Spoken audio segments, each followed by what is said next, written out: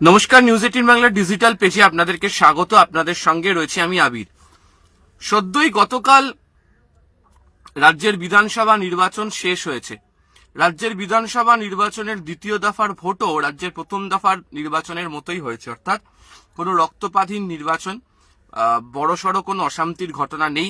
বেশ কতগুলো জায়গাতে বেশ কিছু ঘটনা, যে ঘটনাকে কমিশনের তরফ থেকেও বলা হচ্ছে ছোট ঘটনা, এবং অন্যবার অন্যান্য রাজনৈতিক দলগুলো যেভাবে কমিশনের কাছে লাগামহীন সন্ত্রাসের অভিযোগ তোলে, ভোটে অশান্তির অভিযোগ তোলে, এবারে নির্বাচনের ক্ষেত্রে সেই ধরনের কোনো অভিযোগ তোলার কোনো জায়গাতেই কোনো রাজনৈতিক দলের তরফ থেকে কমিশনের কাছে করা হয়নি। ফলে যে নির্বাচন প্রক্রিয়া চালানো হয়েছে, নির্বাচন কমিশনের তরফ থেকে যে ধরনের ভূমিকা পালন করে গোটা রাজ্যে নির্বাচন করানো হয়েছে, তাতে বাংলার মানুষজন তাকে সাধুবাদ জানাচ্ছেন এবং তাদের বক্তব্য যে বিভিন্ন নির্বাচনের ক্ষেত্রে পশ্চিমবঙ্গে নির্বাচন আসলেই যে ধরনের বিস্তর অভিযোগ প্রচুর মানুষজন বাংলার নির্বাচনকে ঘিরে করেন, এবারে সেই ধরনের কোনো অভিযোগ করার কোনো জায়গা বা কোনো স্থান পাওয়া যায়নি।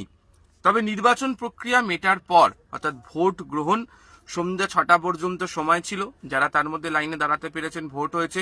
বহু জায়গাতে রাত 9টা, 9:30 পর্যন্ত নির্বাচন করা হয়েছে। কিন্তু এই নির্বাচন প্রক্রিয়া মেটার পর অভিযোগ হচ্ছে যে রাজ্যের বেশ কতগুলো জায়গাতে, যার মধ্যে কলকাতা শহরেও বেশ কতগুলো জায়গা রয়েছে যেখানে অশান্তির ঘটনা ঘটেছে, এবং এই অশান্তির ঘটনা নিয়ে তৃণমূল এবং বিজেপি উভয়ই একে অপরের বিরুদ্ধে অভিযোগ তুলেছে। প্রথম যে ঘটনা যেটি পাওয়া যাচ্ছে সেটি হচ্ছে, ঘটনাটি ঘটেছে হচ্ছে বেহালা পশ্চিমে পর্ণশ্রীতে দুজন, একই পরিবারের দুজন ব্যক্তি যারা আরএসএস এর সাথে যুক্ত, অভিযোগ তাদের বাড়িতে রাত্রিবেলা চড়াও হয় 20 থেকে 30 জন ব্যক্তি। দুই ভাই, তারা দুজন বিজেপির এজেন্ট ছিলেন, সেই কারণে তাদের প্রতি আক্রোশ তৈরি হয়, তাদেরকে মারধর করে, এমনই অভিযোগ। এই গোটা ঘটনায় এখনো পর্যন্ত দুজনকে গ্রেপ্তার করা হয়েছে। দ্বিতীয় অভিযোগ সেই বেহালা পশ্চিম থেকেই, সেখানে অভিযোগ এবার পাল্টা তৃণমূল কংগ্রেসের তরফ থেকে করা হয়েছে। বেহালা পশ্চিমের রামকৃষ্ণ পল্লী, সেখানে হচ্ছে ইভিএম নিয়ে যাওয়ার সময় লাঠি ইট নিয়ে বাধা দেওয়ার অভিযোগ উঠেছে। তার প্রতিবাদ করায় ইট বৃষ্টি লাঠি নিয়ে হামলা হয়। 129 নম্বর ওয়ার্ডের প্রাক্তন কাউন্সিলর, তাকে মারা হয়, তার মাথা ফেটেছে, নাকে আঘাত লেগেছে, হাসপাতালে ভর্তি 3 জন তৃণমূল কর্মী। বিজেপির বিরুদ্ধে রিজেন্ট পার্ক থানাতে তারা অভিযোগ দায়ের করেন। এই ঘটনায় 5 জন গ্রেপ্তার হয়েছে।